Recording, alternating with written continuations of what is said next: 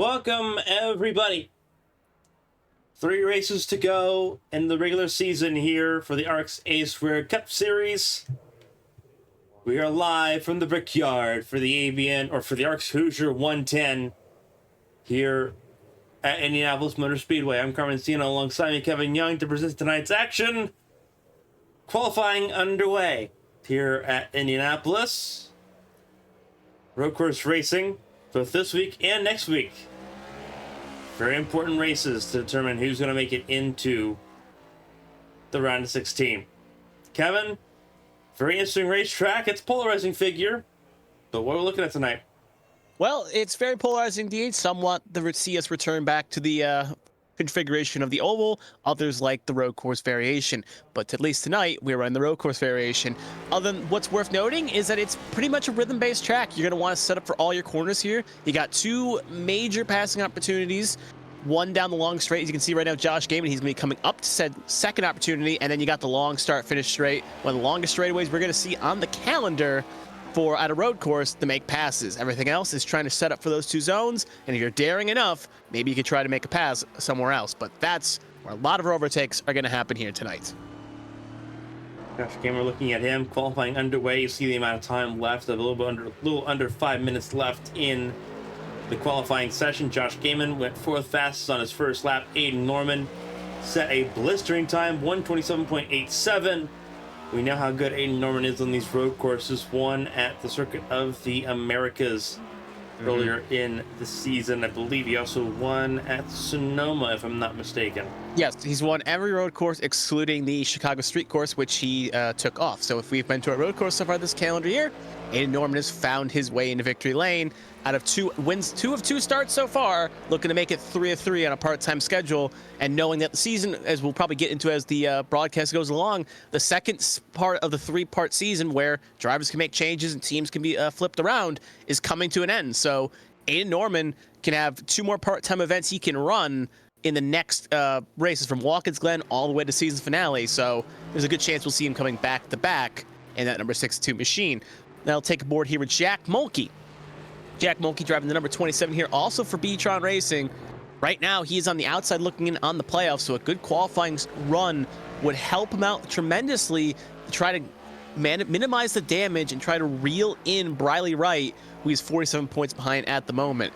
And with about a little over 3 minutes to go for the driver, the number 27, this is going to be his first lap, and he's going to already go off in the grass, so he's going to have to gear up for the second lap here to try to minimize the mistakes.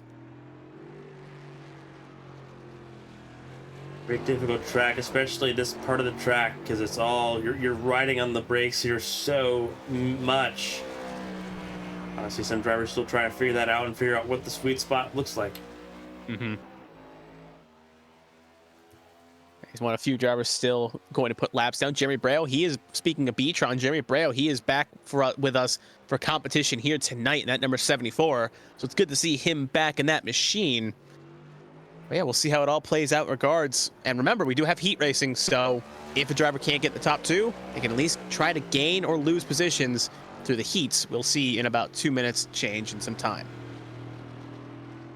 So drivers lap time so far in this session.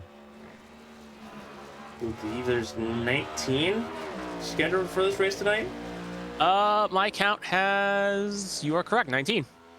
Unless we get a late addition here, we'll have 19, and I think that may be 1 single heat then if we have under 20, so it may not be 2 duels, it may just be 1 duel.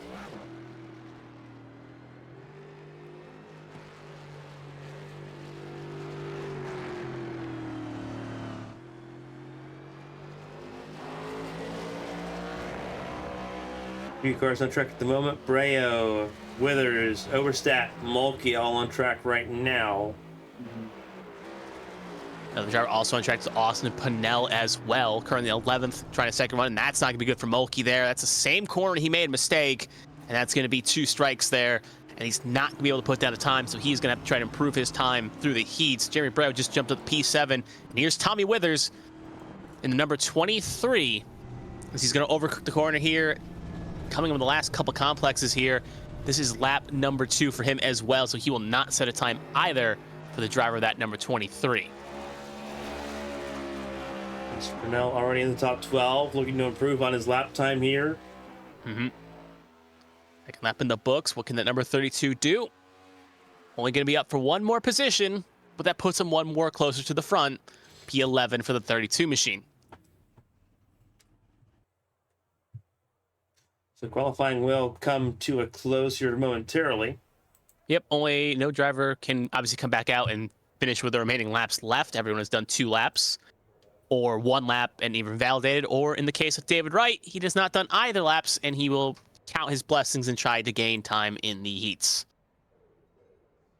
One notable disclusion here, and you could say, is Daniel Michel. He was pretty strong at the Chicago Street Course and Sonoma, and even Coda. He's a very good road course driver, but not here tonight in this field. So that's going to be one less competition that these cars are going to have to face.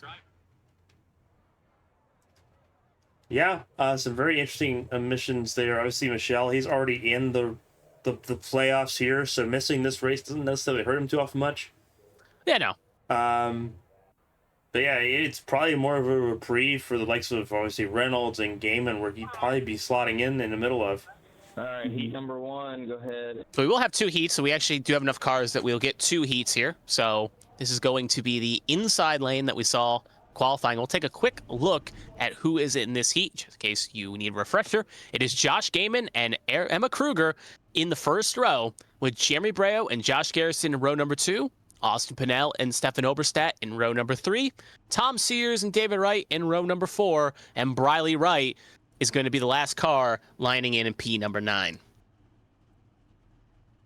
So a handful of bubble drivers in this field here at the moment, with both Emma Kruger and Briley Wright both neck and neck in the points, and they are both in this heat race in 2 completely different positions. Rest of this field either has a win and is locked into the playoffs, or above the cut line at the moment on points. So very interesting bag we got here.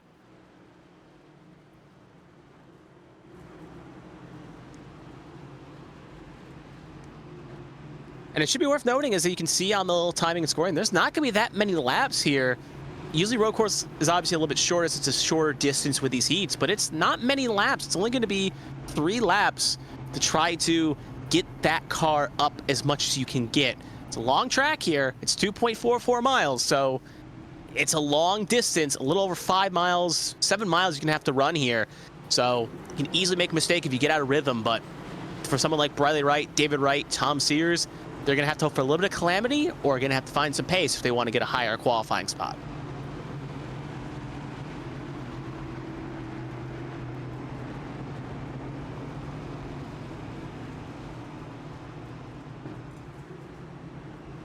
Yep, if anyone is confused, I think we talked about it, but yeah, ARCS for every race does qualifying heats, as you're seeing here, and it decides the qualifying order. Top 2 qualify in the front row, they get that spot locked. Everyone else races for their positions. Think like the Daytona duels, except every week.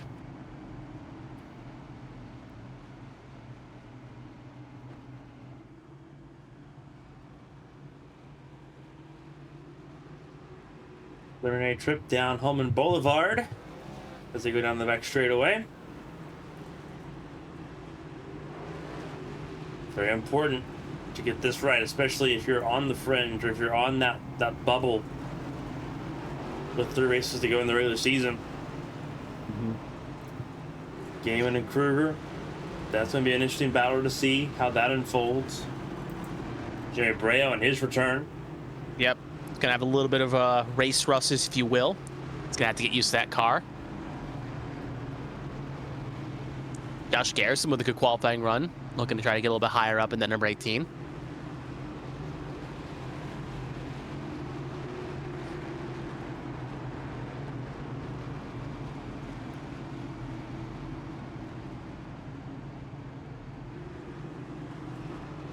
A very interesting complex here as they roll into this final complex of corners.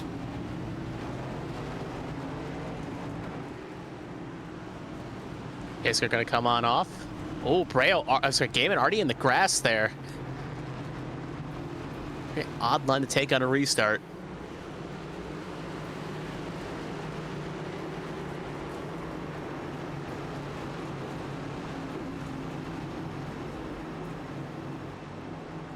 So we approach the yard of bricks. Heat 1 is underway. Good launch there by Kruger. She's going to have a chance here in turn 1 if she dares. Almost a little bit of contact there with Austin Pinnell and Joshua Garrison. Heading into 1, Gaiman goes a little bit wide, trying to push the 70 out. 70's going to have the corner, going to get the elbows out in return. And the 71 is going to go off into the grass here and going to clip the tire barrier. Shoot back on the racing surface right into Austin Pinnell. And there's going to be at least 2 unhappy drivers there. Austin Pinnell was just an innocent bystander there. Gaiman's not going to be too thrilled with Emma Kruger in that regard for what happened on lap 1. And now both cars I don't know. Emma didn't do anything on that one.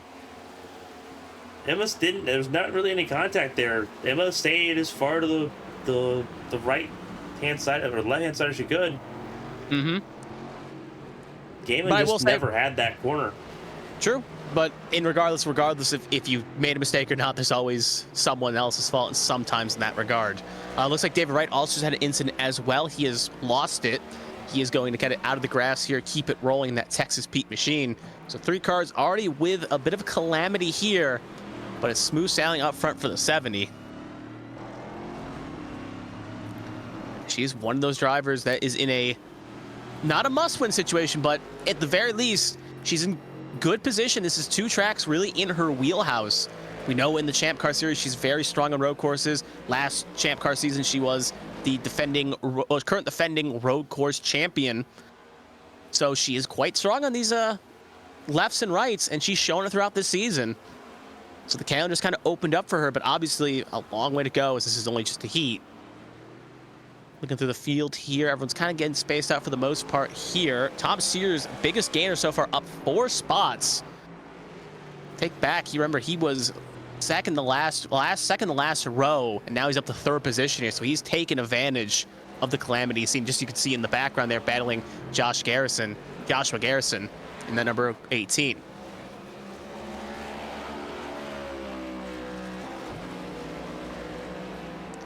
Dave Wright's had another little incident here. He is not the strongest right now, but again, he's got that 1 win, so he does not have to worry about this race as much as he needs to.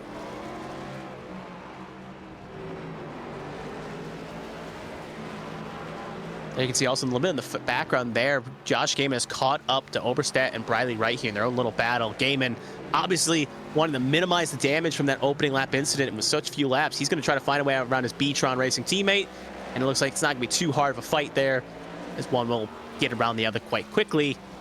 And now Gaiman going to try to get back in the top 5. Emma Kruger's going to come off the last corner here, and she's going to start the white flag lap in this heat. This Gaiman is driving like a man possessed at number 61.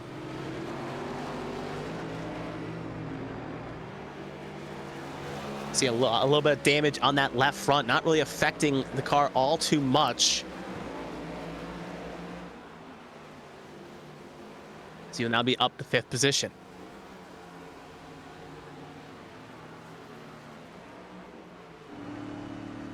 We'll cut back up to the race lead here. Emma Kruger, obviously, 3.5 second gap currently on Jeremy Bray on the 74.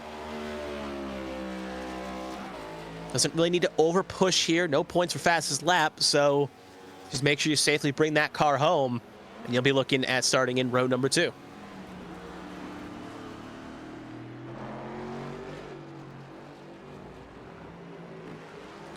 Looks like Oberstadt had an incident in the back there. Looks like he'll get it refired, but he's going to lose a couple extra spots he just had.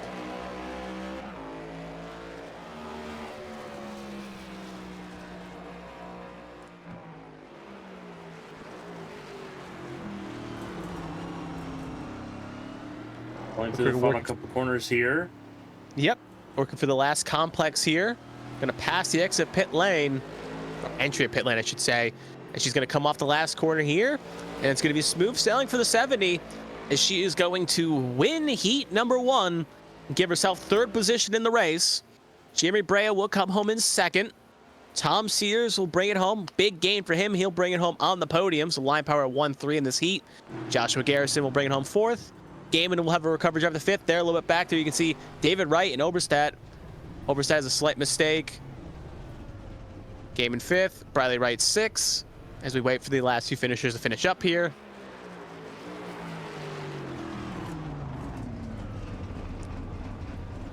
Overlocked there by the 42 machine.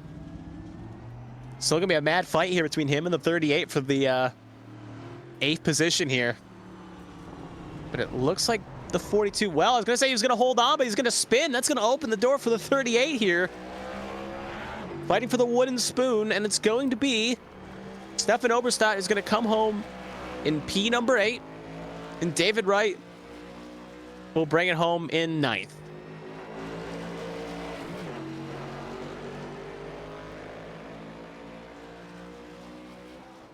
I will say at the very least, David Wright's probably glad he's got that win at Richmond, because if he was still on the cut line, this may be a race that brings a lot of hurt.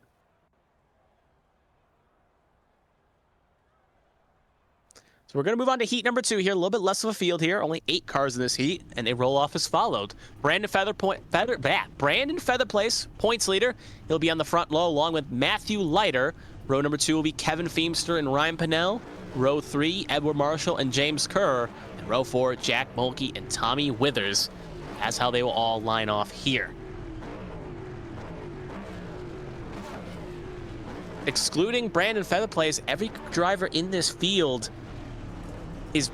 does not have a win yet this season, are either trying to point their way in or trying to get that win to jump themselves and lock themselves into the cut line. So a lot of these drivers need strong runs here to at least give themselves a good chance to either keep the points deficit where it is and stay above the line, minimize the damage loss, or get that elusive win and not worry about the next 2 rounds.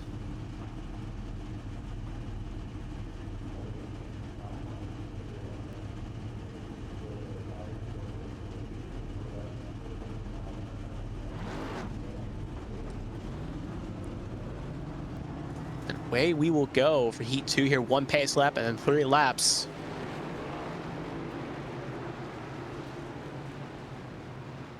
Looks like James Kerr had just a connection issue there. He will lag out here, so we'll see if he can get back in here before. Obviously, he's got plenty of time. He's got warm up and then gridding up, so he does have a little bit of time to get back in here on advantage of the heat races, but he will be starting in last position most likely, unless he can get in before the warm-up finishes.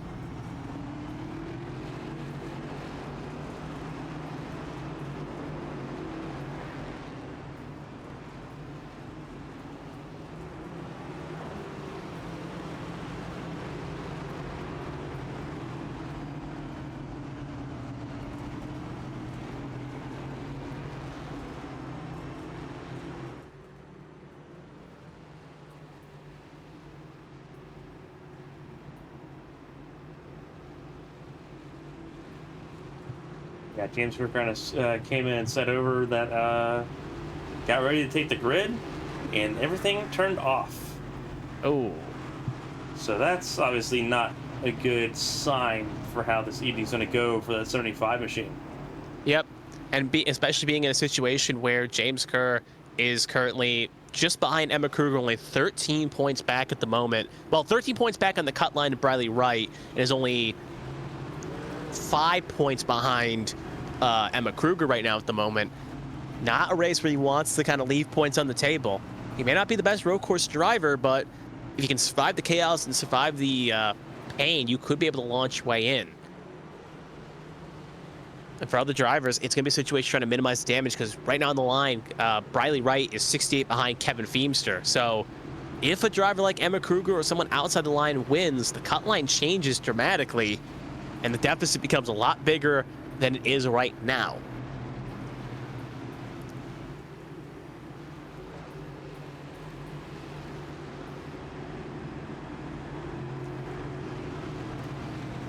Brandon Featherplace will lead us to green here with Matthew Leiter alongside. One less car in this heat. Should make it a little bit easier. Maybe. We'll have to wait and see. And you'll see, like heat number 1, unlike in real life where the restart zone was in a different spot, we were going on a different restart zone on the front straight. The cars will have to wait a little bit longer before they can go here.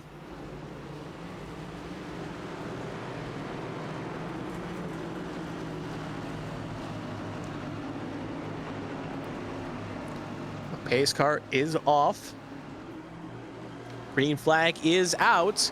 And away we go for heat number 2. Good launch by the 83 there.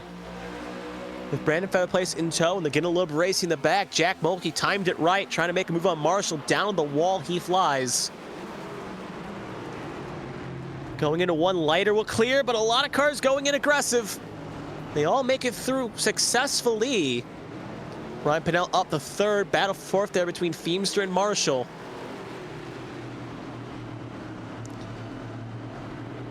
It looks like Marshall will hang on. Feimster going to be a big loser there. Going to lose 2 spots off the line. I'll have to try to recover on that 21.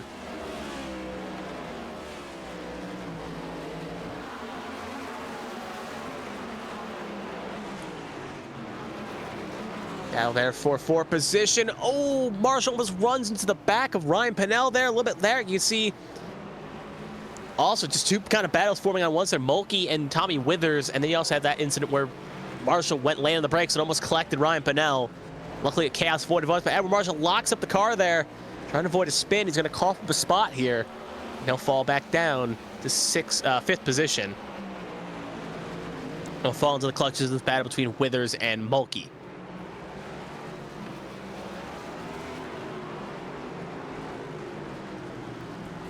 For the James Kerr fans at home, he has made it back into the session. He is currently out there on the heat at the moment, but being at least a lap down here, it is likely he will not be able to gain any spots as he kind of overcooks the corner. Anyway, do have a battle here for the lead of Lighter and Featherplace here. You can see Featherplace getting the runs. Lighter led that lap. Featherplace, though, getting an all right run here.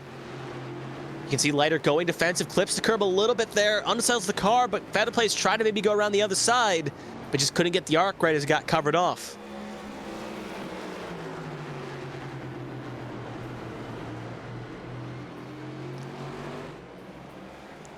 Possibly set up for a move here down this alternate straight here on the boulevard. It's a good run there. Just a little bit too far back, the lunge.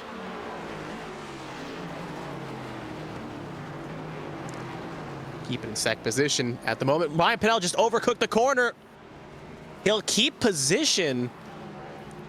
I believe Feimster followed him off the cliff, so 2 present race machines have a mistake there. You can see Featherplace, though, gets a poke there. Feels like he has a fast machine at the moment. There's Ryan Pinnell going way off on the oval variation. And now he'll fall into clutches. Edward Marshall. Feimster will be up in position.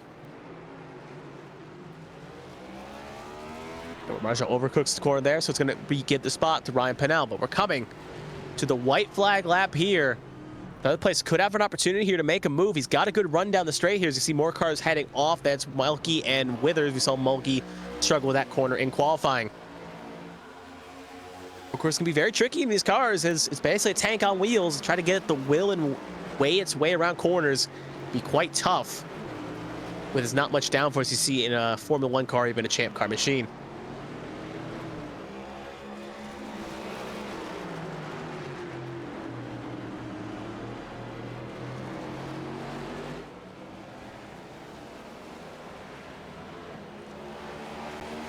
So Featherplace really last opportunity to make a move here if he feels daring.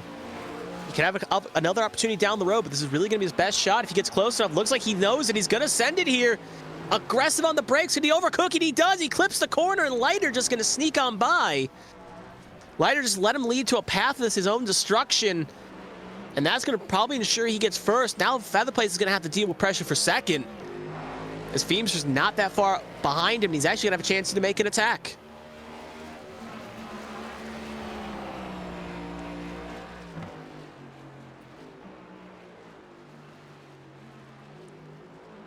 As Lighter comes to the last couple complexes here.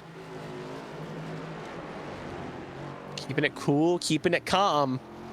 And as he comes off the last corner here, that number 83 machine sees nothing but green in front of him. Feimster has spawned, but that won't matter as Matthew Lighter is going to win heat number 2. And will line up on the second row. Brandon Featherplace will come home in second. Ryan Pinnell will reclaim the podium after the mistake from Kevin Feimster. He will get third. Edward Marshall even get around the 21 as well, so that last corner mistake has cost Feimster aggressively coughing up 2 spots as he will finish 5th. Jack Mulkey will bring it home in 6th. And James Kerr will actually gain a spot here. As the mistakes of Tommy Withers have coughed up a spot, it will be James Kerr coming home in 7th. Tommy Withers will bring it home in 8th position, and that's how the outside line will look for the race.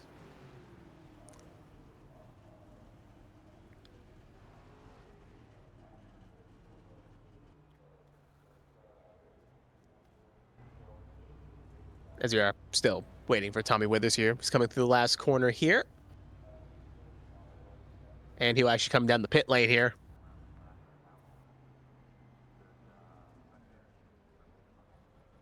And we'll just tow to pit lane, and that will be that.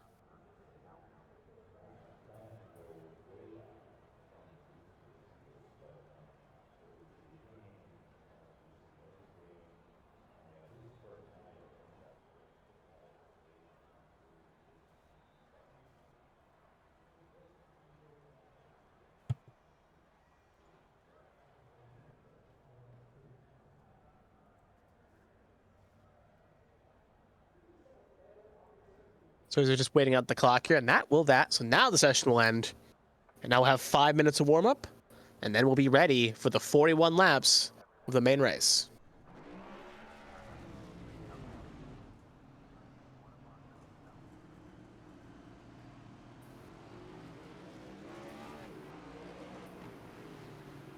And obviously, drivers are going to be using the most of this time as they can, getting ready for this race. If you qualify in the front row, this is your last chance to also try some things out because you weren't in those heats. Didn't get to race with other people.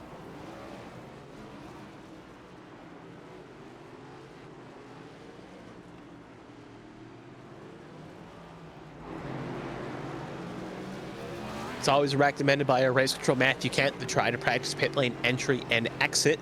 This pit lane can be a little bit tricky. How it breaks and how it bends. There's Tommy Withers going off there. He's going to end up having a tire barrier hit there.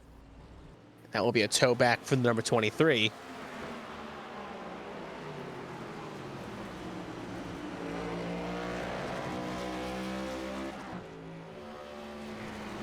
But yeah, this is also be a good chance for Aiden Norman, qualified on the front row, to kind of use this opportunity, along with Tommy Reynolds, to kind of get back in rhythm here as they had a little bit of a way away there.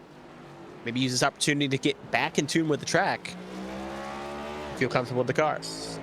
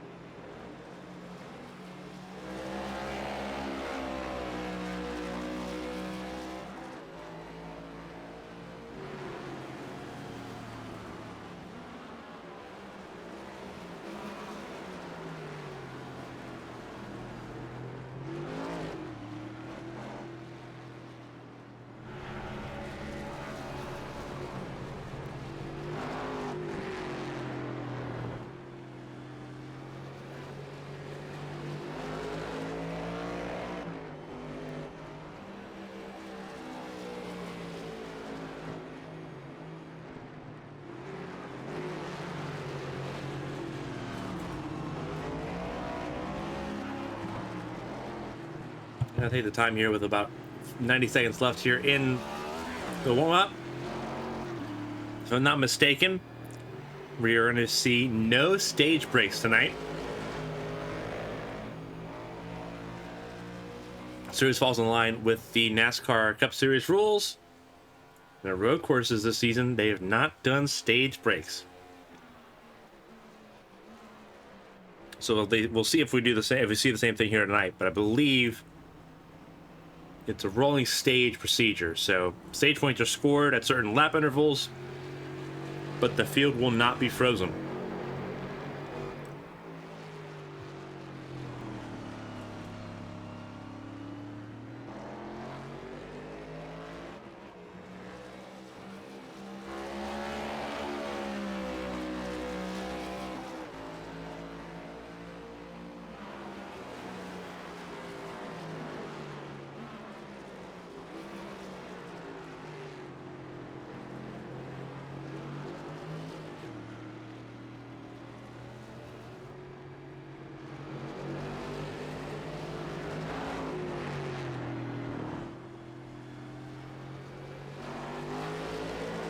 As warm-up's about to come to a close here.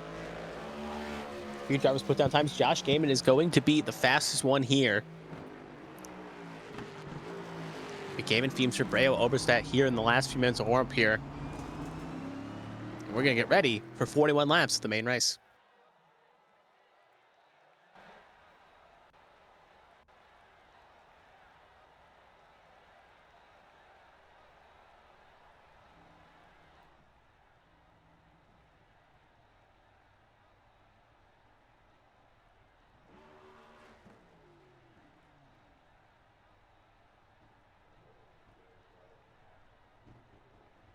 All right, so here's the starting grid for tonight's race. It's Bandit Racing at the front. Aiden Norman and Tommy Reynolds will make up the front row of the field. Emma Kruger and Matthew Ladder will make up row number 2 as the winners of the heat races before this event. Jerry Breo, on his return, he'll be in row number 3 alongside Brandon Fetterplace. Tom Sears and Ryan Pinnell make up row 4. Row 5, Josh Garrison and Edward Marshall. Josh Gaiman and Kevin Feimster will make up row number 6. Looking a little bit further on down this 19-car field.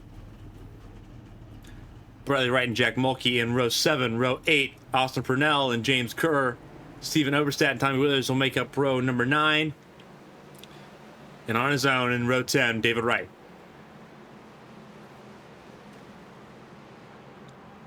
Yep, and this is, as we'll see the cars here come for the warm-up, we'll take a quick look at the stats on the screen here. They will represent the track information here. It's 77 degrees outside, 50% chance of rain, 2 miles an hour gust of wind. Should not have too much of an effect here on these cars.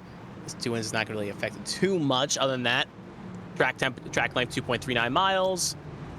So it's going to be a kind of a warm day, but not too warm for these cars and these tires. Yeah, it's going to be a godsend for the tires, but obviously the heat's going to be a lot lower. Should be a little bit easier to find some grip in this Goodyear Eagles. Should be worth noting that ARCS does follow the actual Cup Series regulations on this. So there will be stage breaks, but there will not be cautions for the said stage breaks. So stage breaks will happen, but the race will continue on as normal, as if nothing were to occur. So top 10 will be given points based on where they finish, but that is it. Only way a caution comes out if multiple cars are involved in an incident. And if we go by the track record we saw at COTA, Sonoma, and Chicago Street Course, where I think we got 1 caution throughout all 3 races, maybe 2, we're very likely to see not a lot of cautions here and see a lot of green flag running.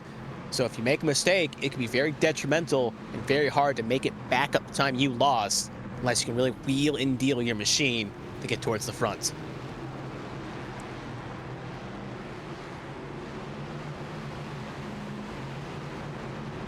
You have one person in chat calling a turn 1 yellow. We'll see if their crystal ball will come true here.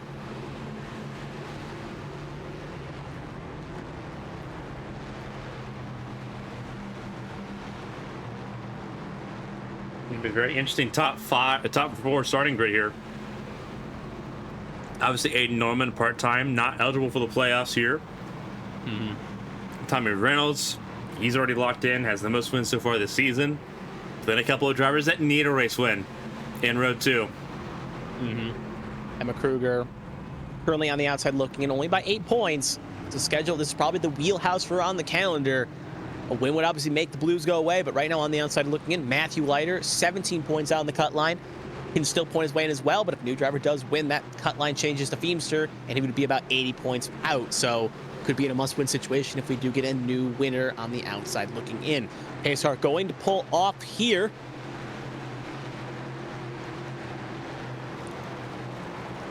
Long run all the way to the start-finish line.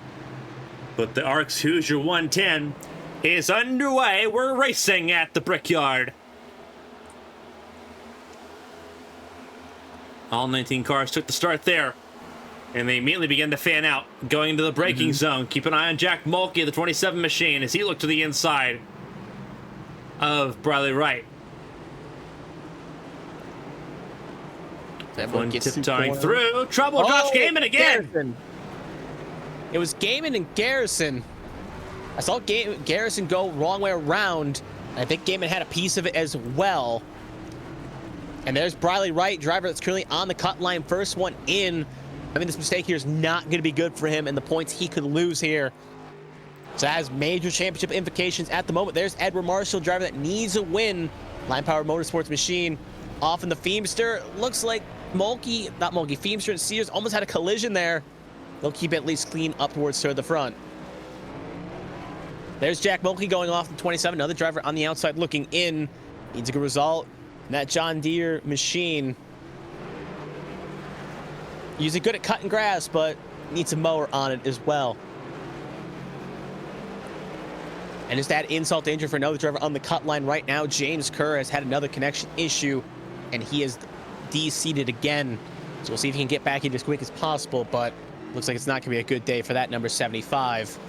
At the front of the field, Emma Kruger's gotten ahead of Reynolds in this conversation while everything's going on behind them. Kruger now going to try to give pursuit to Aiden Norman. This is the kind of thing. Yeah, I was going to say, that's a hard thing to do here. We've only few drivers have been really able to keep up with that 62 at road courses. And Emma Kruger hasn't been in those battles with Aiden Norman, either due to bad qualifying or maybe just situation being more in traffic. This is the first time we kind of can see the 62 and the 70 kind of fight out here at the moment. Still about a 2-second gap. Rumor throwing Braille looks like he went a little bit wide there. He'll keep the spot over Leiter.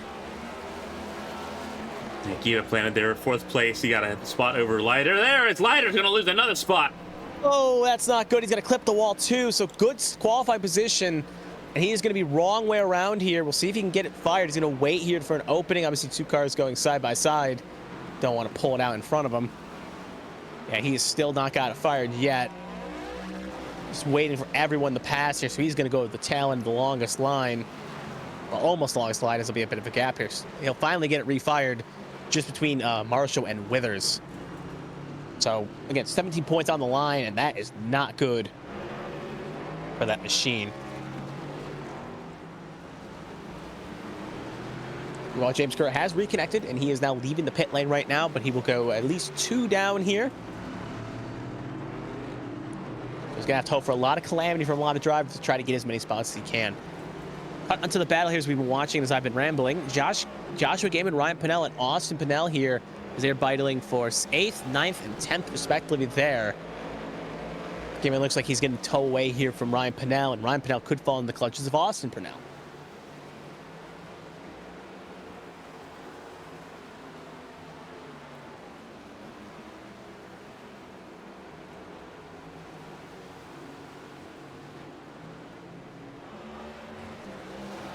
About to say it. About to say it. You caught my eye quicker, Carmen, there.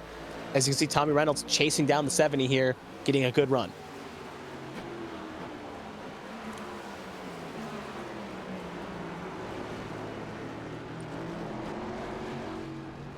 It's James Kerr letting leaders go by, it looks like here. He sits in the grass. I'm not sure if that was a let by, if he just overlocked the corner and then just sat and waited, but regardless, won't be too much of a threat here. Right now, this is sort of a best-case scenario for just about everybody. Obviously, Norman, not in the playoffs, not eligible for the playoffs as a part-time driver. Obviously, Kruger would like to have the race lead, but as things currently sit with Briley Wright down in 15th place and Kruger sitting in second, if she's able to hold this through at least the first, second stages, she'll be back above the cut line by the time this race is over.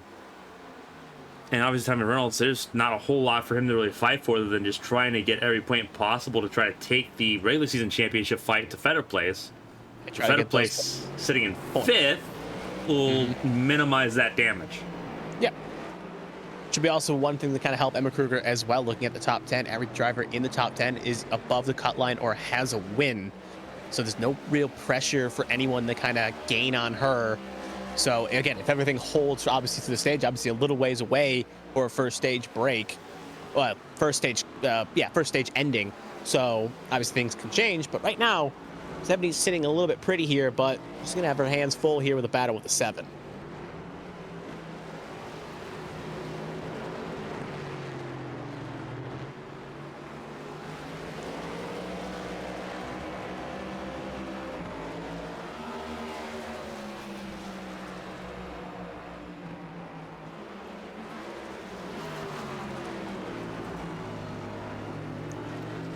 Looking through the field here, obviously this is the main battle we got, obviously P2, but other battles are kind of brewing and forming as time goes on here.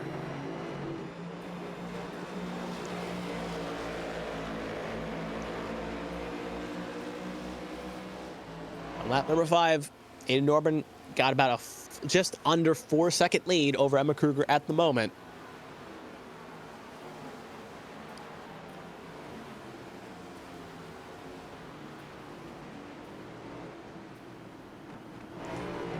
And looking through the field, at least the top 6 all set personal bests, with Aiden Norman setting the best lap of the race with a 128.76 for his troubles. For next closest in that top 5 would be Tommy Reynolds at a 128.89 and Emma Kruger with a 129.04. So the top 3 are the 3 fastest, but in a slightly different order.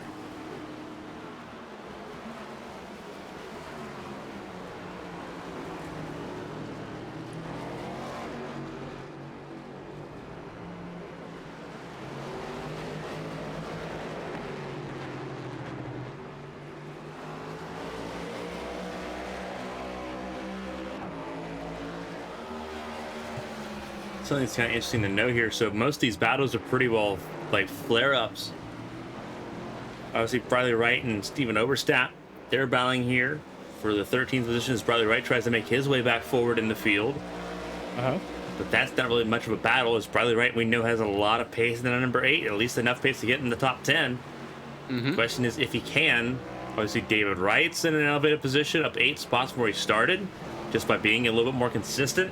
Spent a lot of time in that warm-up behind Brandon Fetter Place right now, trying to make things happen.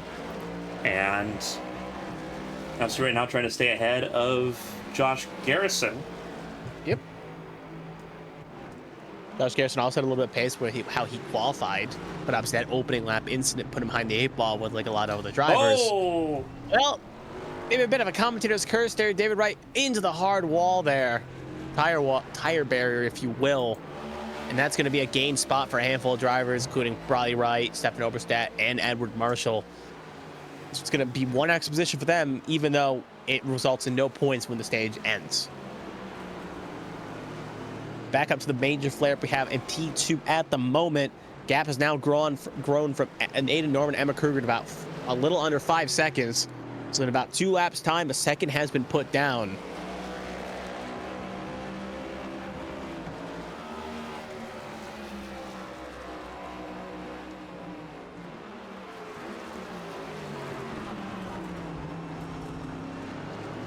Aiden Norman's at the fast lap of the race at 127.96 last time around.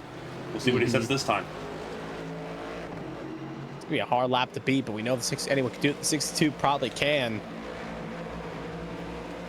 Cross the line. It's gonna be a 129.42, which is gonna be a lot slower than what you usually see out of that 62. But still, technically the second fastest there. Emma Kruger was the fastest that time by with a 129.22.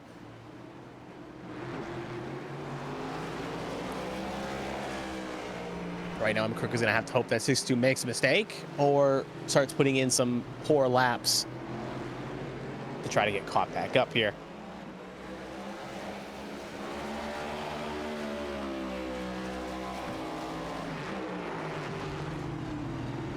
Cut a little bit further back here. You can see this is David Wright and Stefan Oberstadt fighting for 14th respectively right now. Both drivers have wins, one winning at Richmond, currently car in the 42, and the other one winning at Talladega. They're both locked into the playoffs. Just here for having a good time, maybe get some extra points, possibly even more if they're lucky.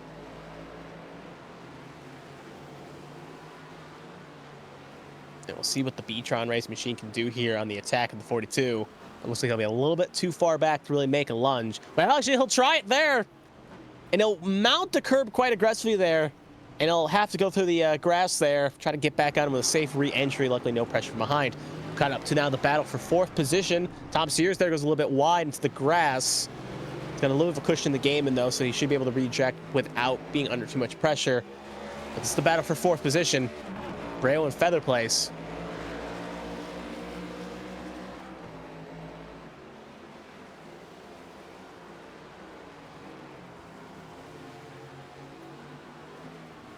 Running consistent laps for the both of them.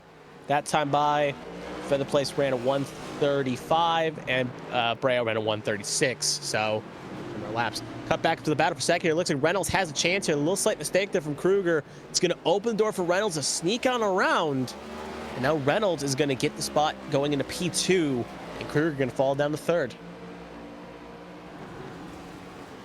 Seemed like something that was coming there for a little bit. Reynolds was trying to be patient,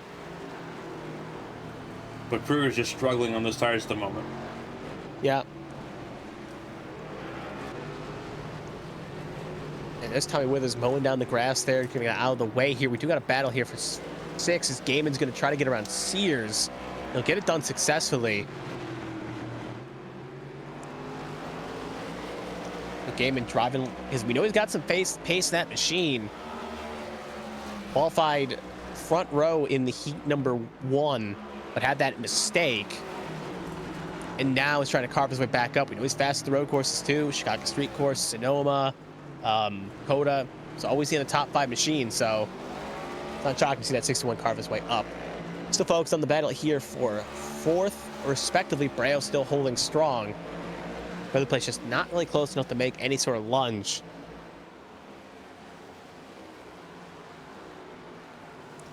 Both drivers have wins respectively.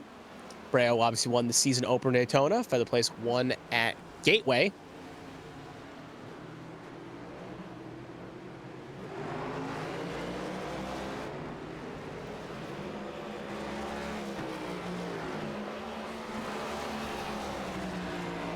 A little bit more battling further back. This is for Bradley Wright and Austin Purnell for the 11th position.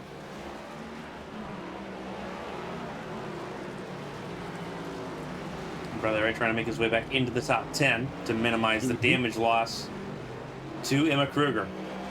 Not that far away from, like you said, P10 currently. That is Joshua Garrison in 10th position, just up the road right there in that little lime green machine. As the laps tick away close to the end of the stage, it's going to be a big ask to make up about 2 seconds, but I feel like Bradley Wright likes the challenge and is probably game for it.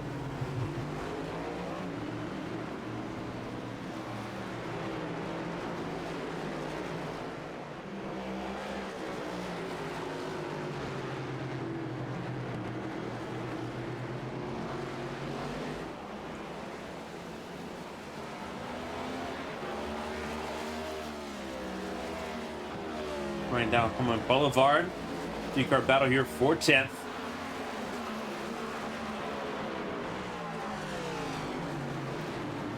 A very notable admission to the field tonight is that of Toby Estes, the de facto leader of the Bandit Racing squad.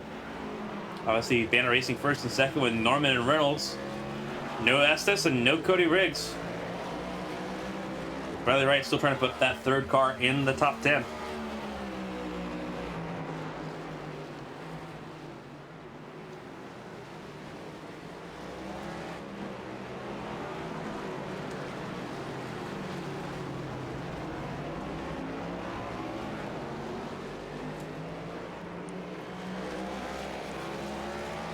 one thing to catch, but it's another thing to pass. It's going to be an opportunity here for Briley Wright here. Oh, Austin Bernal hits the wall. Briley Wright almost falls him off the cliff there. There's enough of a hit there from the 32 that you can see puff of smoke pop off. This looks like Feemster has elected the pit here. Early pit stop for that number 21 machine. See if it's scheduled or if it was caused by damage. Need to be fixed. Actually, he jumped the pit, so that is a tow, which is not good for the number 21, who was 60 points coming into tonight above the cut line. And if he can't get it going, he obviously has a fast repair. But yeah, as you see the incident there repeating as he sees he loses it, spins it, and it looks like he only gets it beached, so doesn't hit anything, but still kind of a bit frustrating.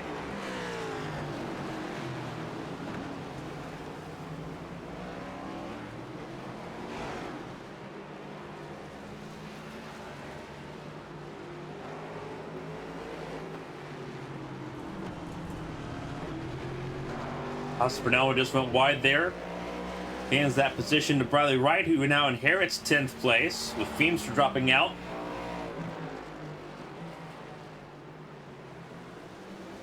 Now it's clear sailing to try to challenge Josh Garrison.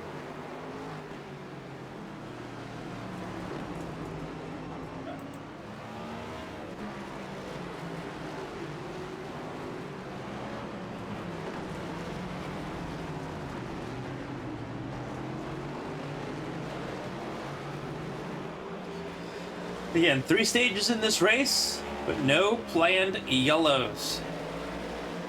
No official stage breaks, just transition from one stage to the next here on the road courses, following the NASCAR Cup Series rules.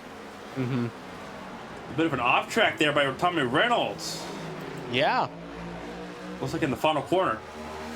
Yep, and that's going to give the spot back to Emma Kruger.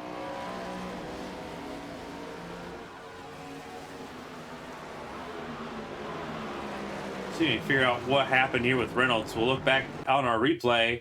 It happened. Oh, he locked it up going in the Hammond Boulevard there. You can just see it goes a little bit too deep. And at that point, he's just trying to keep it slow so it doesn't spin. And even though it's a shorter way around, has to go a little bit safer speeds and ends up losing the spot.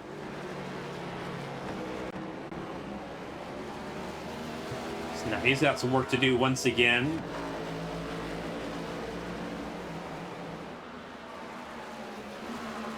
With Briley Wright once again in the top 10. Every point counts for Kruger.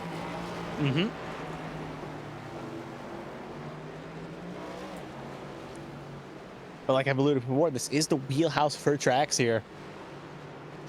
She felt confident, as we saw in the chat last week, she felt confident with these next 3 races that she can do strong at these 2 tracks and then survive Daytona. And that should be enough to get her in.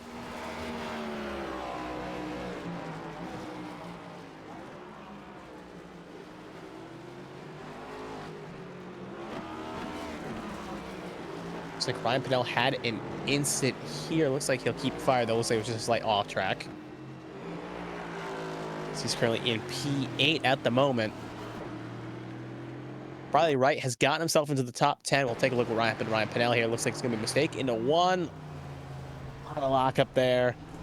Pulls it back on. So really no harm, no foul. So no one was near him. But it's going to cost him a lot of time to the next car in line. But considering Tom Sears is currently a long distance ahead, we'll just keep it blunt as you can see on the timing and scoring. It's going to be hard. There's Edward Marshall. Looks like he had an off track himself, similar to what happened to Feemster, but does not get it beached. So that 16 will keep on going.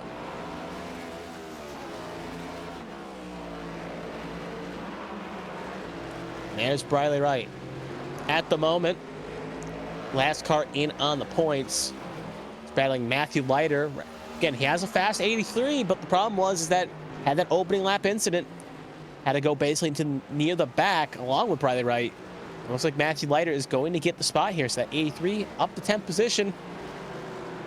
Briley Wright now going to be outside the top 10 for the stage. And speaking of the race leader, you can just see right there his white and blue machine, the 62 of Aiden Norman. It's already lapped all the way up to 12. It looks like he could lap to the top 10 where stage break ends.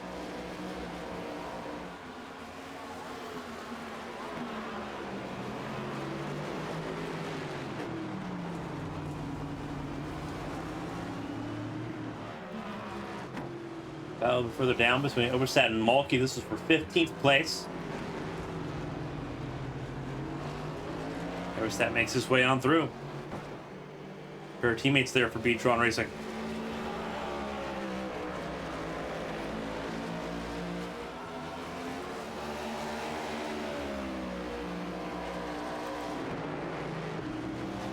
Lap traffic at the front of the field. Adds another wrinkle to this battle between Kruger and Reynolds.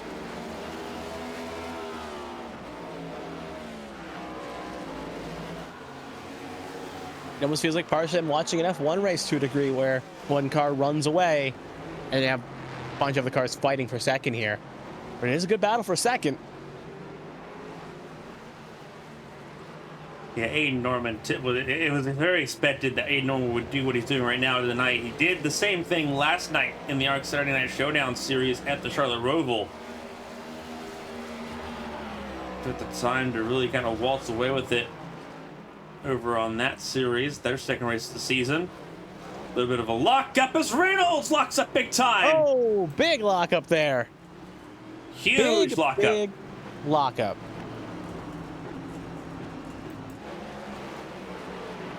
Better place, battling with Josh Gaiman.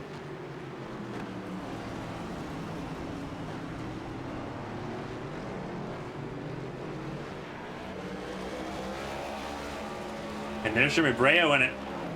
He saw he had locked up there too. Mm-hmm.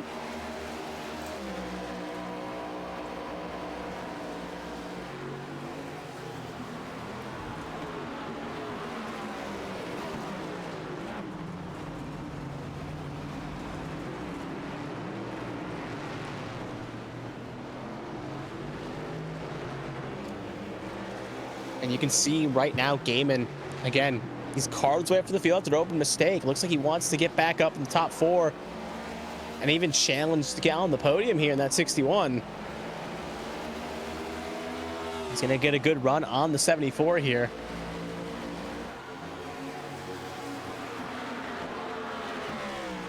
It looks like the teammate does not want to end up maybe taking out the team boss here. It will stick behind here at the moment. But definitely probably set up for a move down the long straight.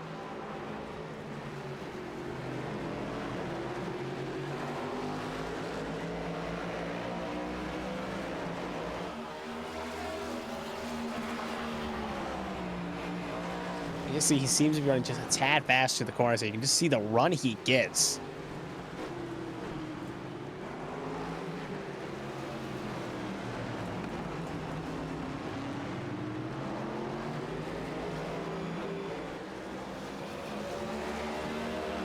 Looks like Breo's hitting his right just a little bit more here. Now under pressure from his teammate.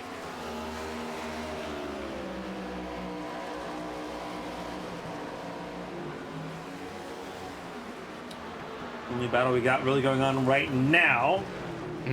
As Edward Marshall once again has some sort of issue. Yep. That would have been in the final corner. Yeah, it looks like he got it re-going. Saw it pop up. But driver was in a must-win. Looks like he may be banking on the high banks of Daytona to get that win.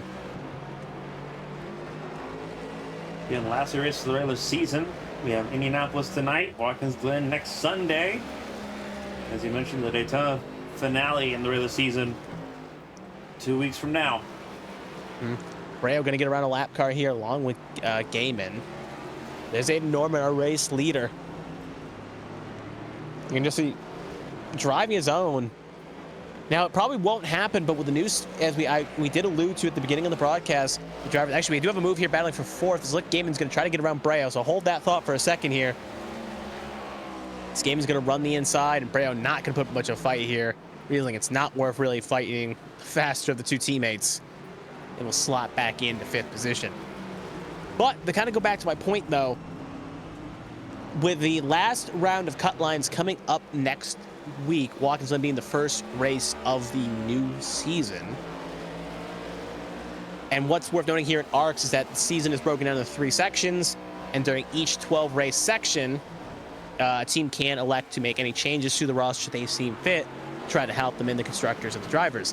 One caveat worth noting is that in those situations, if a part-time driver does win, and they get a win, if they get pulled full time, their win does technically count. So it should be worth noting at the very least that it probably won't happen, but if Aiden Norman were, let's say, to get a seat at the table and get a full-time ride with a Beatron or someone else, he would technically be locked in the playoffs. But the same thing does happen in the reverse.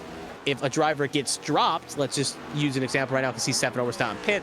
Let's say he gets dropped, what will probably happen, and if he gets dropped, then in the same flip, then he would be a spot out of the playoffs. It would open up one more spot to point in, depending on situation. Teams can also make decisions if they feel like someone in the lower series to call up as well for this final home stretch in the constructors. So still a lot to play for, and it'll be quite interesting to see how it all shakes out. So I'm actually going to kind of interject here and kind of, because this was a topic of conversation last night, actually, before the Saturday Night Showdown race at Charlotte. Because of the proximity to the playoffs, anyone that, like if Aiden Norman was, to be promoted to full-time, he would not be playoff eligible. Okay, so fair enough. Because I know last week you said the opposite, so I thought it was still the case, but it looks like they did change it. Yeah, there's a lot of clarification that was issued last night. Because initially that was what was believed, is that it was possible. However, researchers said, no, that's not the case, because Norman's not raced full-time in either of the first 2 segments of the season. Yeah. He would not be playoff eligible. The thing is, if he did go full-time, he could technically win Watkins Glen, but in that regard. But yeah, I can see the point there. You don't want someone winning part-time and make a mistake. It looks like Austin Pinnell has a slight mistake there right in front of the battle for Josh Gaiman. Austin Pinnell was obviously 1 down, and Gaiman will get around now trying to get his way up to 3rd. So good clarification there. So Aiden Norman would not be in the playoffs if he were to win and then come full-time, so things will slightly change. So it is worth noting at the very least, though, if obviously with things could still tweak in that, it's going to be quite interesting to see how these next 2 rounds go. And if some teams maybe realizing maybe a driver may not be... It's weird because in that element is with Daytona being such a, I wouldn't say a crapshoot race, but a race anyone could really win, you don't really want to bump someone out that maybe full-time if they can maybe get a win and get themselves into the playoffs. So it's going to be interesting to see how these teams like to change. I don't think a lot of lineups are going to change. You saw a lot of turnover from part of Section 1 to Section 2. Some notable inclusions like Edward Marsh coming to line power, Michael Joy going Black Acid Racing, a few drivers going full, some going part. So it'll be interesting to see how it all plays out. But we'll have to see how it all plays out. A little bit up the road here is I was talking about that. We'll see the battle for 6th position here. Tom Sears, team boss, line power, has caught the current regular season point leader and his teammate, Brandon Featherplace. And the battle is on for the first driver outside the top 5.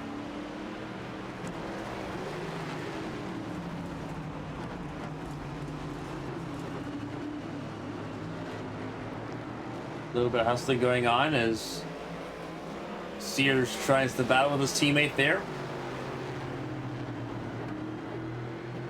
Sears has experience at this track from the Avian Champ Pro World Series.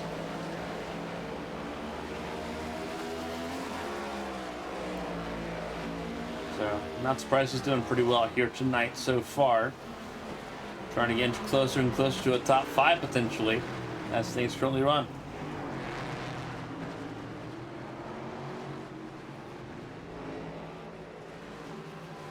This is one of the main battles on track at the moment. Aiden Norman's got 10 seconds clear to Emma Kruger. Emma's got 7 seconds over Tommy Reynolds. Reynolds is clear by 4 over Josh Gaiman. Gaiman's clear by almost 5 seconds now to Breo. And obviously you have Featherplace and Sears center of your screen here, as we're already approaching the halfway point in this event.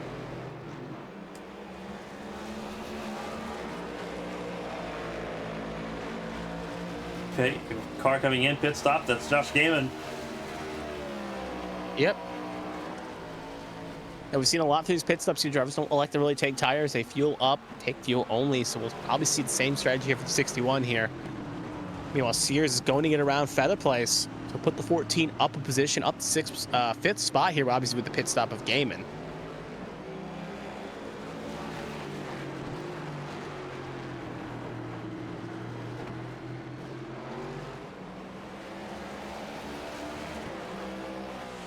The way the 61 will go, 9-second pit stop for him. Obviously, with this race being a half distance, that will probably be the one and only pit stop of the race for any car pitting now.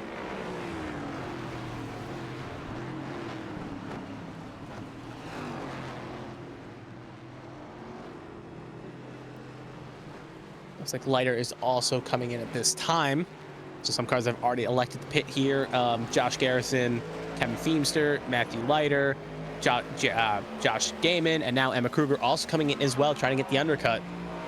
Tommy Reynolds also in as well, so it looks like this is the window for a lot of drivers. But Aiden Norman going to stay out here.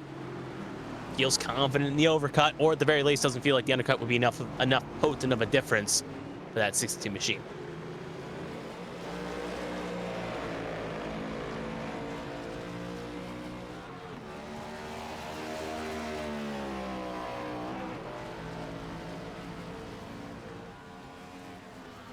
Tom Sears will stay out here. He'll inherit second position. Husband will also stay out, but he will not gain any positions. He is one down.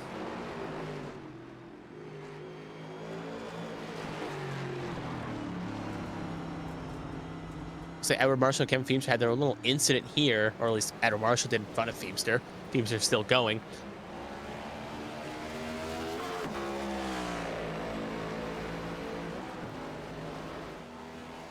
Chris also had a slight off track. He is now came back on.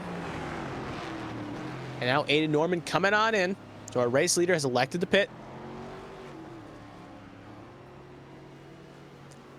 Only downside is he's going to get kind of held up by James Kerr a little bit, as James Kerr was also coming in. So not going to be as quick of a stop on entry as the 62 would like. But obviously, again, being about a 10-second window, not as much time will be lost.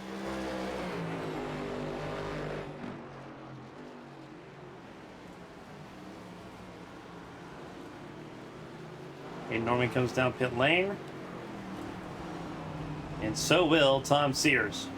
Yep, so Tom Sears will not lead a lap. He'll have to come in this time by. And Norman should safely come back out as the race leader here. Most likely, unless he elects to take 4 tires here.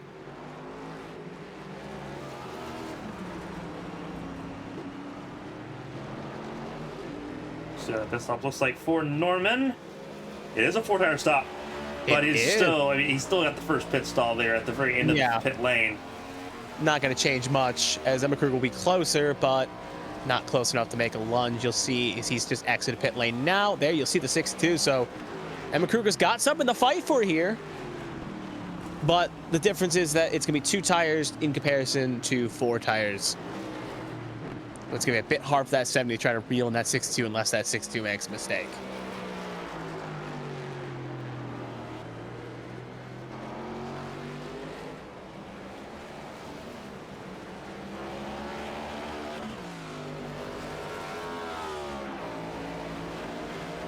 Tom Sears will actually end up losing the spot to Brandon Foe back, so Tom Sears will fall back down to 6th position as he finishes up his pit stop window.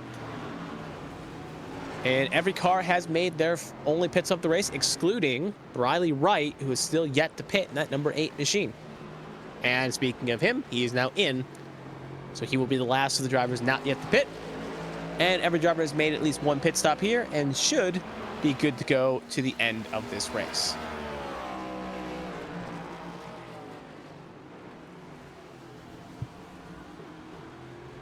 Oh, Emma just missed the braking zone.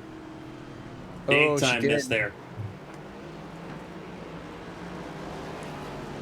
Luckily, again, Tommy Reynolds is a little bit farther back, so she's not going to have pressure right away from Tommy Reynolds. Luckily, Leiter will also be a buffer car, but Leiter obviously still got a chance to catch Bradley Wright here to get 8th position back, so he's going to want to get around that 70 quickly, or at least have the 70 go quicker so he can get the spot. Luckily, he'll get the spot in question to promote Leiter up to 8th position. Next car he's battling is Jeremy Breo. It makes me wonder what happened to Breo, because Breo had a 49 pack and pit stop, so it looks like he fixed some damage that he acquired. And he's now in 7th position, a ways away from where he was when the pit stop cycle. I don't believe that was a damage repair. That was a speed then, so he sped.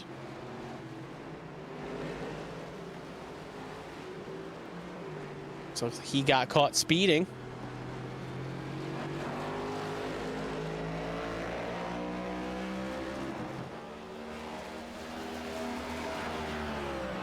regardless, that's still in the top 10, but not what Braille would want to have happen to him on his race. And also at insult to injury, he also had an off-track, big off-track as well. So just a compounding of interest there for the 74 machine.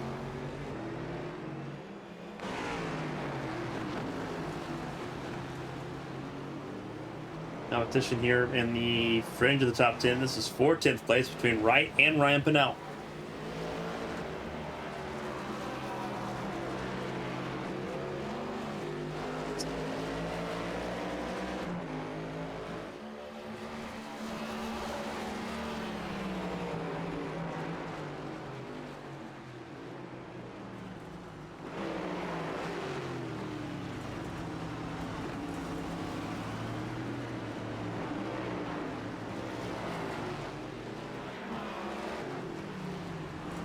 There's Sears and Feather Place. Sears obviously pitted a couple laps later than Feather Place. Well, 1 lap later, I should be more correct on. He's already re-caught back up to Feather Place.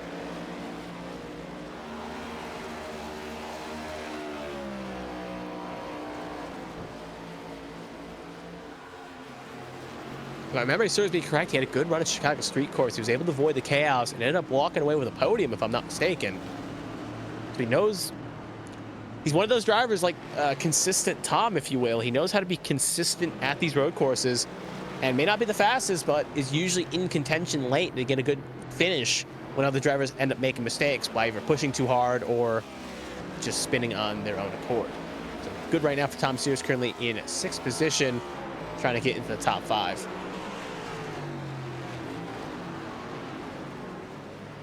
There's the battle between Wright and Pinnell. Ryan Pinnell currently in the points right now. There's a bit of a cushion to the cut line, but he obviously does not want to sit and wait on his laurels here. These next 2 weeks may be a bit tricky for the 12 machine, as he's about 100 points ahead of the cut line.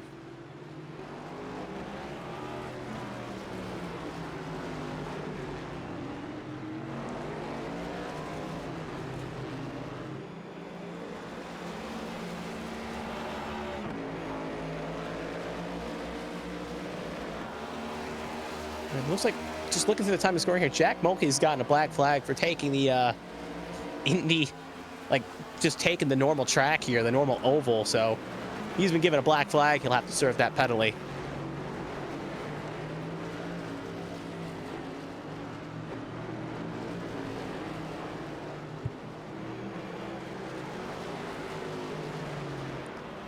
Remember Kruger once again under the pressure of Reynolds here at the front of the field.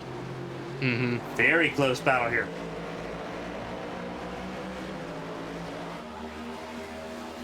It's a weird spot because Kruger obviously wants to keep 2nd position as long as she can, but at the same point, it's odd because she needs the points more than she needs the 2nd position. And if she ends up getting in a calamity or a huff with the 7, obviously with enough spacing, your likelihood of hitting a wall is not as high.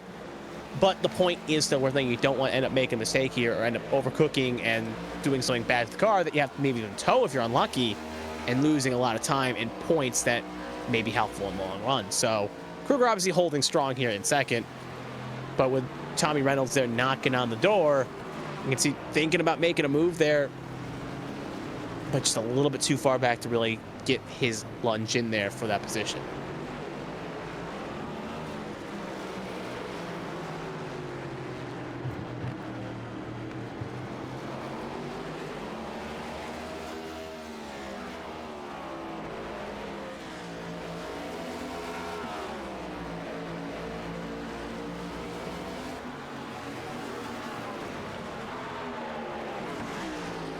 There we go, down the Holman Boulevard. Heavy braking zone. Keeping it tidy, keeping it tight.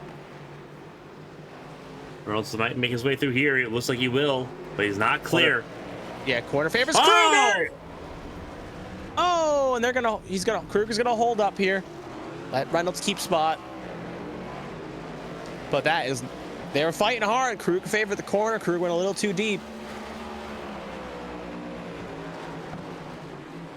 Reynolds will get the spot, but they'll end up coughing about 8 seconds to aid Norman. That's going to make any real chance of recovery drive to get back up to the front very much harder because of that incident.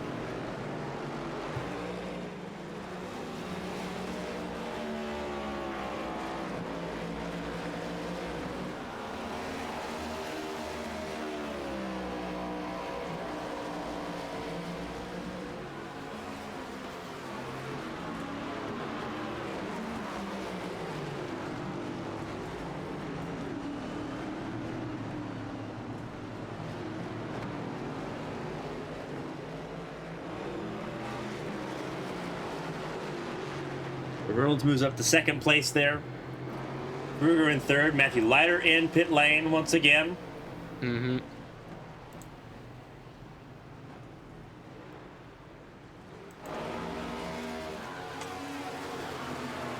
Looks like it is a scheduled stop, or at the very least, I don't see any damage reports of him crashing, so it looks like it may have been scheduled.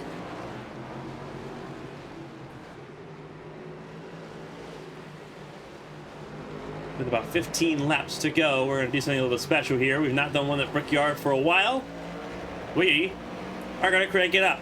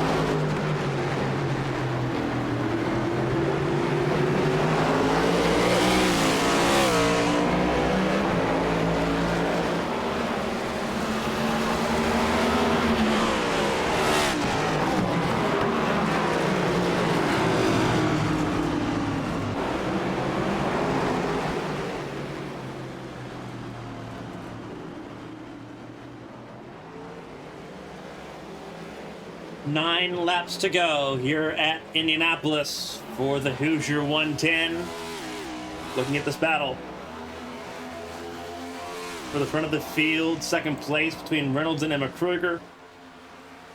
Once again, a tight battle still. One of the tightest battles so far in this race, all race long. It's felt like.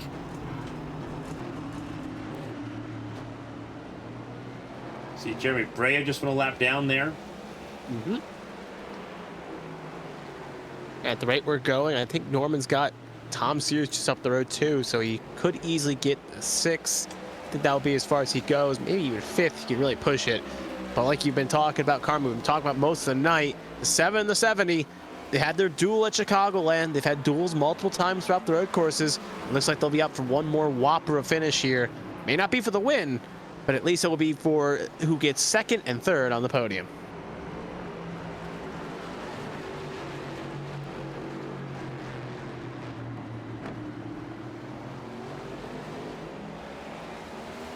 Plus, there's no real pressure unless an incident happens between the two of them. Gaiman is about 20-ish seconds back, so the likelihood of him joining this battle is unlikely. But it looks like Emma Kruger has a chance here. Favors this opportunity into this corner. Ooh, almost cooks the rear brakes just slightly. It's going to be Tommy Reynolds going to have the inside for the next corner here. Breo's also here as well. No real allegiance to either. Trying to stay out of the way, but also trying to maybe have a little bit of fun as well. Kruger's attack does not work there. Reynolds will hold station. All you saw in pit lane was Josh Garrison. Mm-hmm. Currently in 11th. Kruger gonna try again here. Feels confident on the brakes.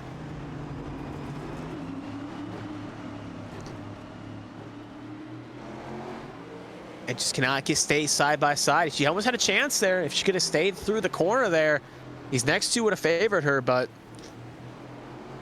just didn't have the run. But it looks like she's taking a little better care of her tires. There's James Kerr there in the distance, multiple laps down. Now the question is what can the 70 do here? Will she try a move?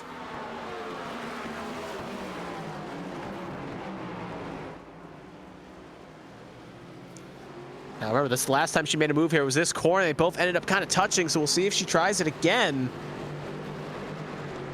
This should be a little bit too far back to try it, so Reynolds surviving the onslaught for now, but with still 7 laps to go, is going to be a hard ass to hang on to that position.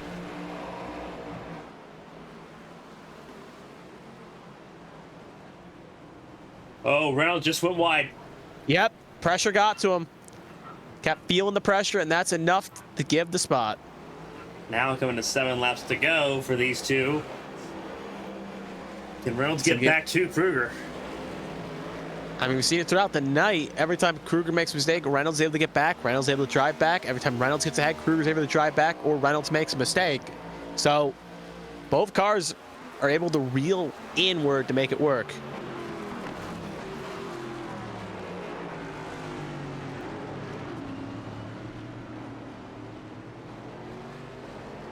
Wants to rely on that pace he's got in the number 7 machine to try to crawl it back. Right now it is 2.4 the gap between the two.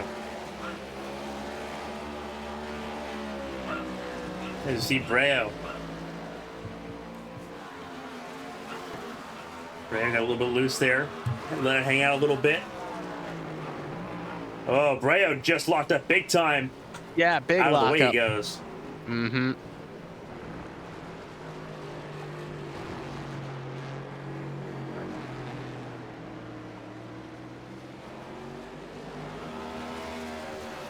So that helps out Reynolds a little bit because now there's less through the air.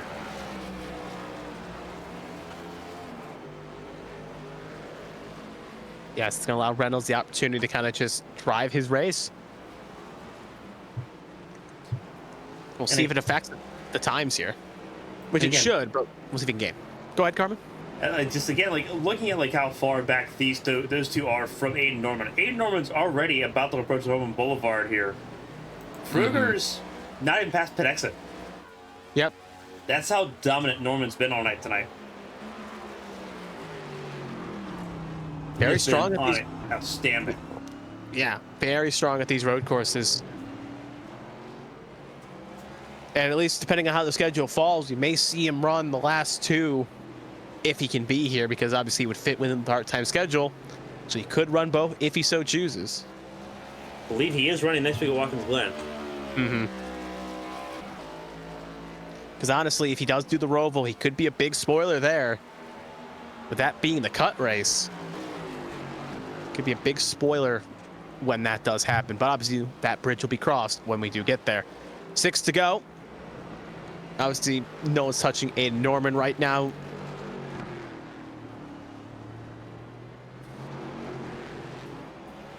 McCruger 24 seconds back, and it's not even like she's driving that bad. She's going against freaking nature, and right now Aiden Norman's still putting down 130s. Kruger just put down a 129, 829. It's just watching a tip for tap battle, if you will. We do got a battle here for 12th position, Briley Wright and Austin Purnell. Austin Purnell, first driver in, like the highest driver in on points at the moment, while Briley Wright, flip the coin, currently the last driver in on points, but that is probably going to change if things stay the same here. Probably like trying to just minimize the damage. Probably better if he hangs on the 12. Austin Purnell, not as much of a do or die situation, but obviously don't want to cough up points if you need it. Get as many points as you can. And with the distance between these two in respective, a little bit farther away, we'll see how it all plays out.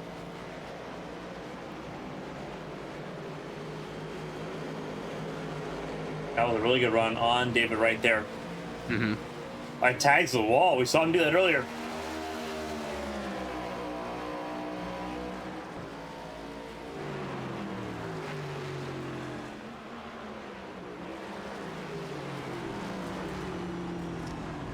Yeah, but Austin Purnell cannot get really, even with a tag, could still not just get close enough to do it. He's there though, but just David Wright making that car as wide as he needs to. Oh, Austin Purnell just made a slight mistake, so that's going to give David Wright some breathing room. Austin Purnell get it refired. But can take really any chance in the gap. Whoa, Oh, big spin. Garrison. Josh Garrison. Yeah.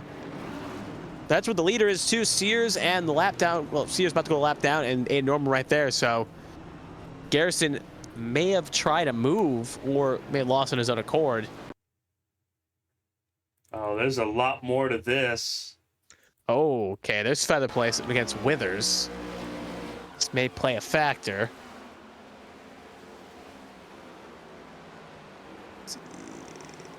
Late move by feather play. Oh. Okay. So Garrison kind of locked it up, and oh, Leiter just gets around there in the middle, splits the hairs there.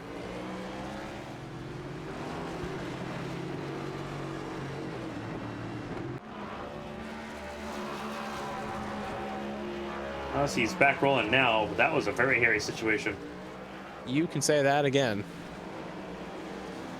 Luckily, most cars were not there for position, so luckily it didn't affect anything, but Easily could have if that track was blocked if he tried to keep moving. Because we saw the race leader was one of the first few to go by there. Yep. Coming to 3 laps to go.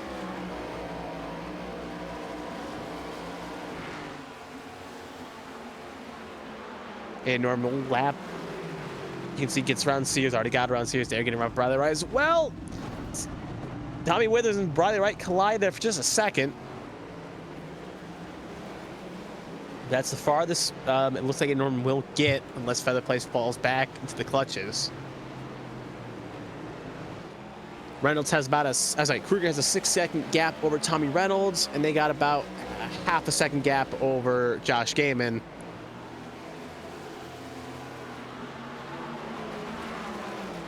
Most cars just kind of just ready to finish this race and pack on up for Watkins Glen here.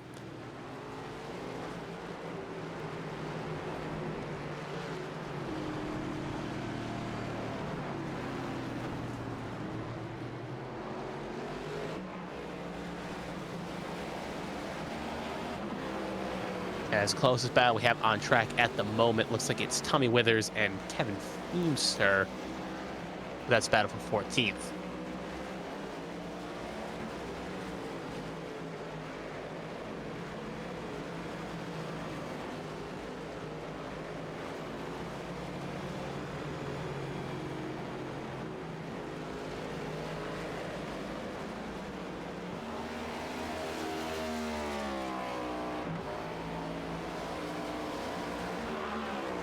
2 to go here.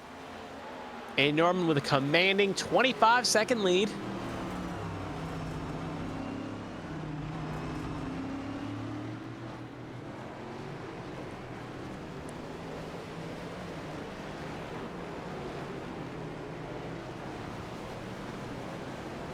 I mean, it's such a dominant performance, but it's really, as he's all spinning there in the grass, just gonna let him go.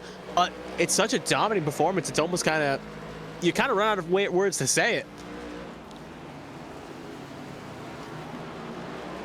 He's been electric all race long, and it's been an electric weekend for him. Mm-hmm. He clearly finds enjoyment in these road courses, and he goes out every time he's here.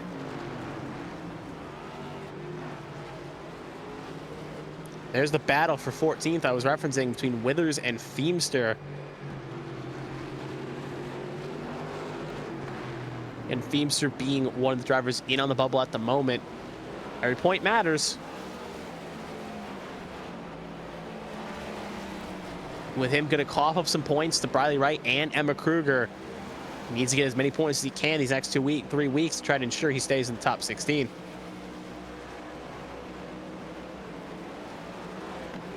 Aiden Norman's going to take the white flag lap here. And one more time around this 2.5-mile track.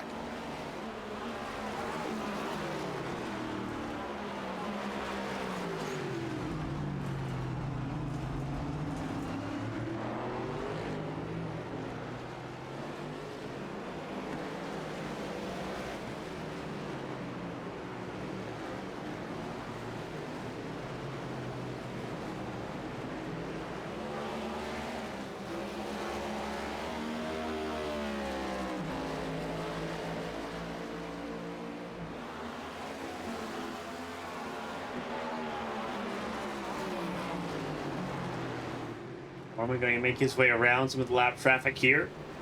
That was Matthew Leiter in the 83, let him go by. Yep. With a few corners left to go. Aiden Norman probably could turn around on the straight and do it in reverse and still win this race. He hasn't put really a foot wrong. He's been consistently there running 130s and lower, 129s, 128s, even the fast lap of the race at a 127. No one ever got into the 127 bracket. He was the only one. As now as he comes off the last corner, he looks like to add another checker flag to his repertoire. Hey, Norman, he's going to make it 3 for 4 and it starts the season. He'll cross the yard of bricks and he'll win at the Brickyard. Phenomenal battle throughout the field, but Aiden Norman untouchable once again tonight. It's probably going to, for the car in second place, it's going to sting a little bit as a win would have been on ease to her mind. But she'll probably take a second place at the moment. Emma Kruger going to come home. She'll bring it home in P position number 2 for that 70. And Tommy Reynolds just a little bit behind will bring it home in P number 3. And that will be your podium. As we do wait for a few more cars here to finish, it looks like Gaiman will be 4th and Feather Place will be 5th. As things hold, there is Josh Gaiman, the 61. Had a fast number 61, but had a little incident on lap 1, spent most of the race trying to catch back up. Couldn't get back up to the front, but he will still be happy with his performance as he goes through these corners here. A little bit of a little spin there with the tires.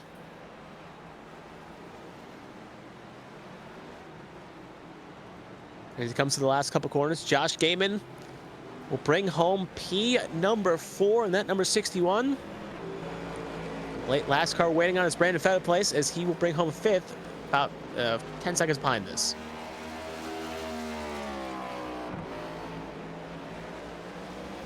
Now to our points leader. Actually, yeah, he finished 5th, and there's Aiden Norman, our race winner. 3 wins this season. If he has any fuel left in the tank, because we're hearing a few drivers did run out, try to short shoot and try to run tight fuel. We'll see he's got enough to do a burnout at number 62.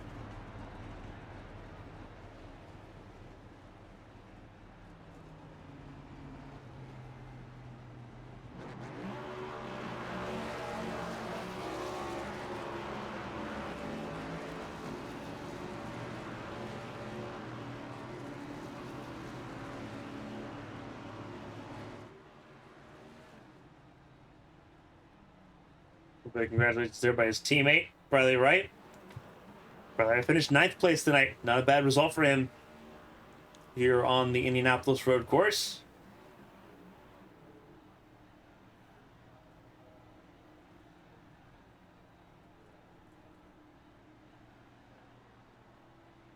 Don't go anywhere. We are going to hear from our podium finishers here tonight.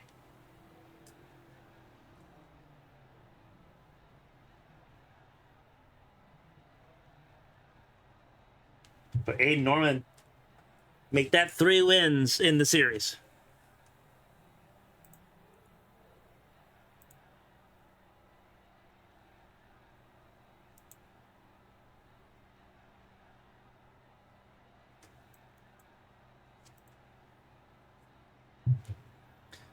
We'll talk to our podium finishers here very shortly. Aiden Norman at the victory lane.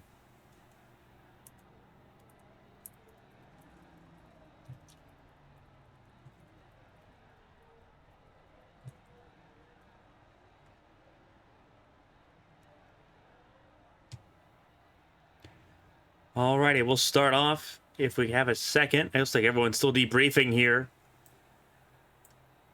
We'll see if we can get a hold of somebody here shortly.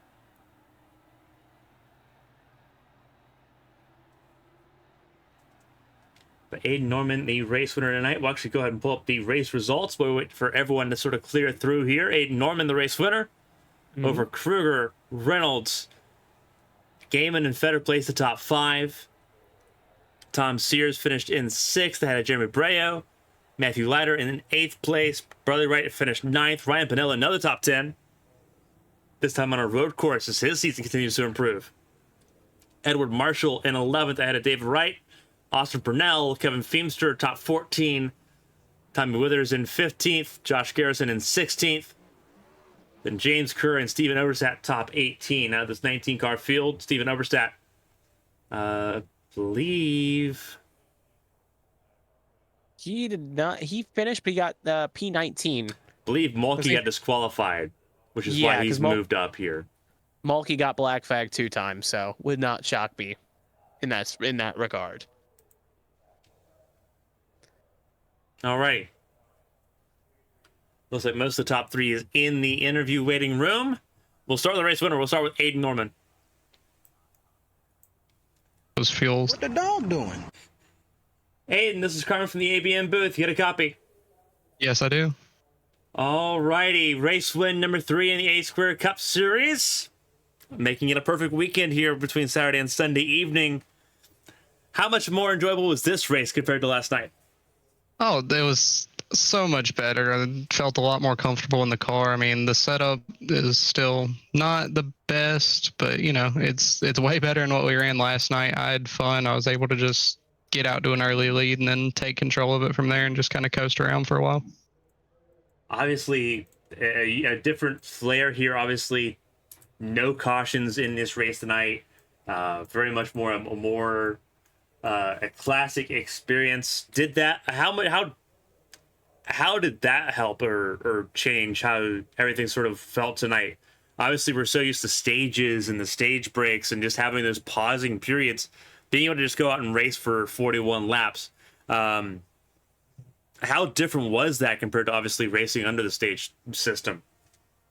I think it's a lot better. Obviously, I'll enjoy my races to go flag to flag like we did tonight, but sometimes, you know, cautions come out, blah, blah, blah. But this is A squared. We didn't have that. Bunch of good drivers in here, so we were able to keep it clean. No track blockages, and obviously no stages. I think that's the way it should be. I really am not a big fan of stage racing. I think it just kind of causes chaos when there's not a need for it. So I was able to get out, run my race. I had a nice gap, so I was able to just save fuel the whole time, which is probably the downside of not having a stage because it turned into a fuel saving race. I think it was probably like a 20 lap run on fuel if you weren't saving, maybe 19 if you were really pushing. So pretty much the whole race was just saving because it's 41 laps and had that stop in the middle, and then you had to hope you didn't run out at the end. Obviously, it worked out phenomenally tonight. Obviously, the 3rd race win of the season. I believe we might be seeing you next week at Watkins Glen for your 5th race of the season. But a phenomenal effort here tonight. Double podium there for Bandit Racing. We'll hear, hopefully, Tommy Reynolds here in just a moment as well. But before we let you go and kind of let you celebrate with the team, and obviously celebrating another incredible win tonight, if there's anyone to shout out and say thank you to, the floor is yours, Aiden. Congratulations on your third win in the series. Yeah, I mean, shout out to you, Carmen, and Kevin, both of y'all doing amazing job as always. Again, I think I say that probably every time I get interviewed, but I mean it. Y'all do a good job, and think every once in a while people need to show that appreciation. So hopefully y'all realize how much you do and how much y'all are appreciated around here. I'm pretty sure I can hear my mom listen again, so shout out her. And shout out Bandit Racing. We did a good job tonight. Absolutely, yeah. Bandit Racing had all three cars tonight in the top 10. Obviously, you and Tommy first and third, and Bradley Wright brought it home P9, a really good result for him here at the road course. Aiden, obviously, congratulations on your third win of the season and a good weekend sweep between Charlotte and Indy. Hopefully, we get to see you again next weekend. Hopefully, doing double duty again on the road course at Watkins Glen next Sunday. But Aiden, enjoy the race win, and hopefully, we get to see you in 7 days' time. Thank you. That was Aiden Norman, race winner tonight. We'll talk to Emma Kruger and we'll talk to Tommy Reynolds here and get their perspectives on that race, because both Kruger and Reynolds spent a lot of time in close proximity to each other tonight.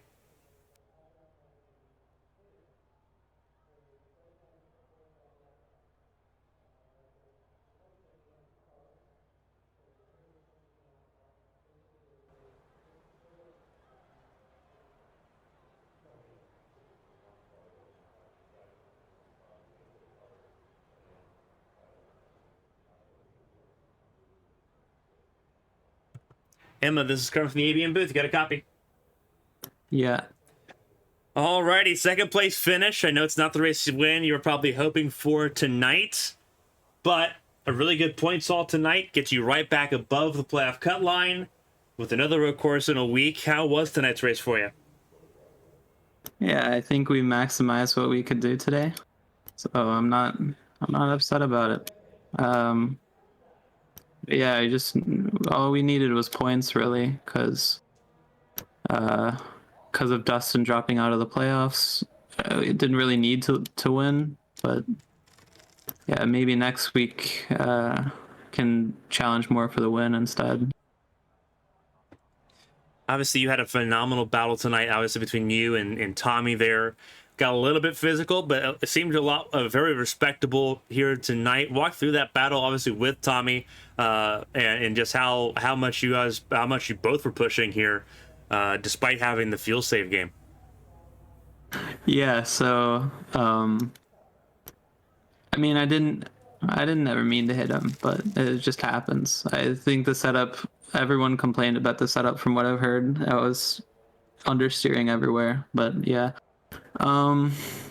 Yeah, it was a good battle. I think definitely an improvement from what we saw in the past between me and Tommy. So yeah, it's a good result for both of us.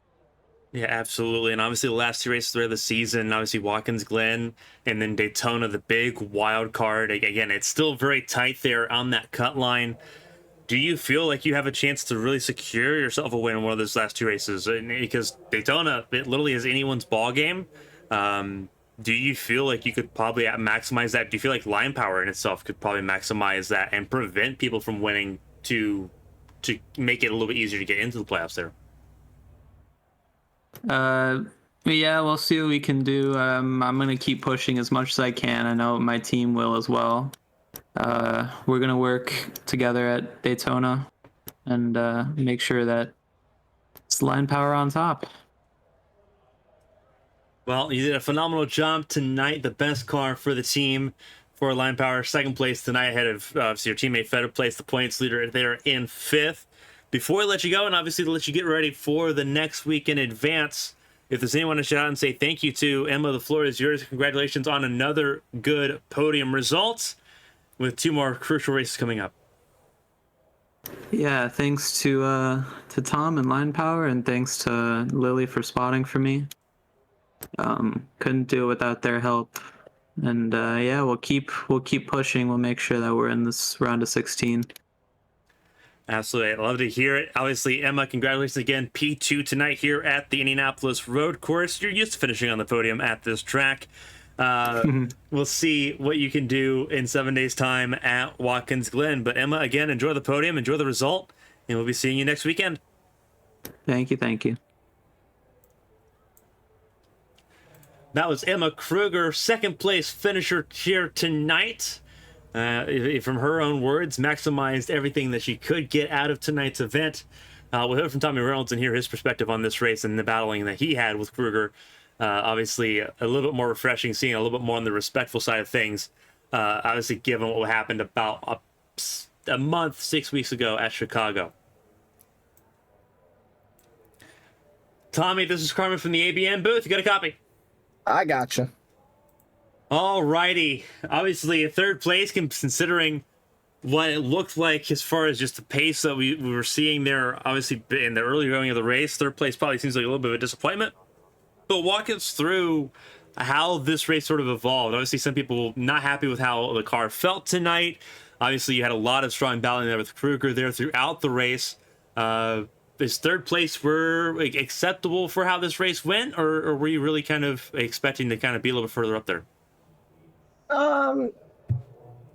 It's not a bad race. I mean, second place would have been better, but Emma did an awesome job on saving fuel there in that last stint. So she just got to it better than I could with the fuel target. So yeah, it sucks, but we had pace for second place. But again, Aiden was untouchable. But I'll take a third any day as long as it's in front of better place.